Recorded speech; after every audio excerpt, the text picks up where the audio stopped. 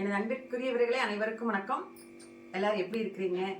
நீங்கள் எல்லாரும் நீண்ட ஆயுள் ஆரோக்கியம் ஐஸ்வர்யமாக இருக்கணும்னு நான் முருகக்கடவுள்கிட்ட வேண்டிக்கிறேங்க. உங்களுக்காக நான் 48 நாள் வேல்மாறல் பாராயணம் பண்ணி பூஜை பண்ணிட்டு இருந்தேன்.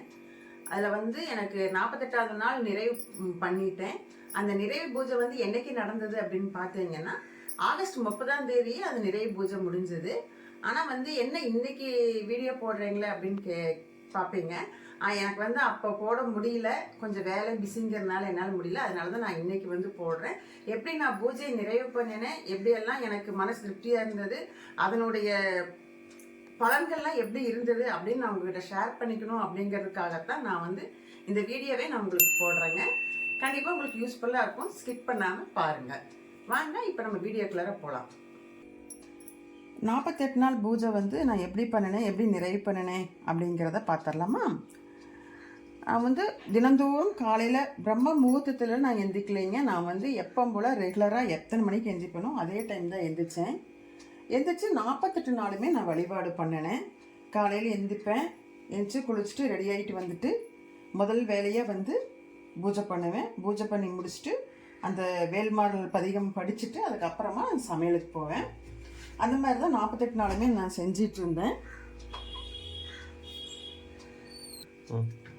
48வது நாள் மற்ற நாள் எல்லாமே நான் நெய்வேத்தியம் சாதாரணமாக கல்கண்டு, அப்புறம் இந்த முந்திரி, திராட்சை, அந்த மாதிரி ட்ரை ஃப்ரூட்ஸு, அந்த மாதிரி ஏதாவது ஒன்று நான் வச்சுக்குவேன். அப்புறம் வாழைப்பழம் இருந்தால் வாழைப்பழம் வச்சுக்குவேன்.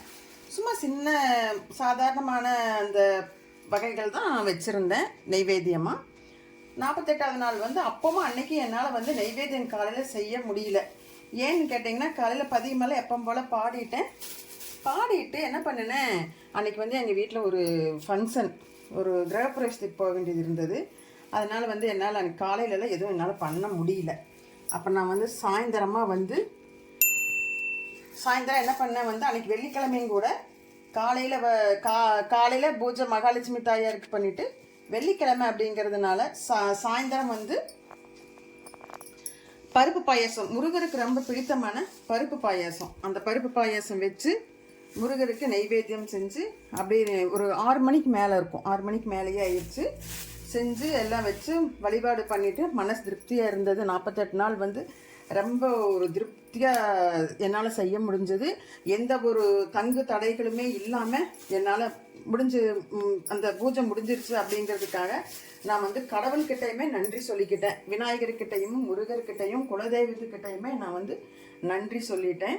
நன்றி சொல்லிட்டு நைவேத்தியமெல்லாம் படைச்சு அவங்களுக்கு வச்சுட்டு வழிபாடு பண்ணிவிட்டு நாங்களும் எங்கள் வீட்லேயும் எல்லாருமே சாப்பிட்டோம் அந்த நெய்வேத்தியத்தை.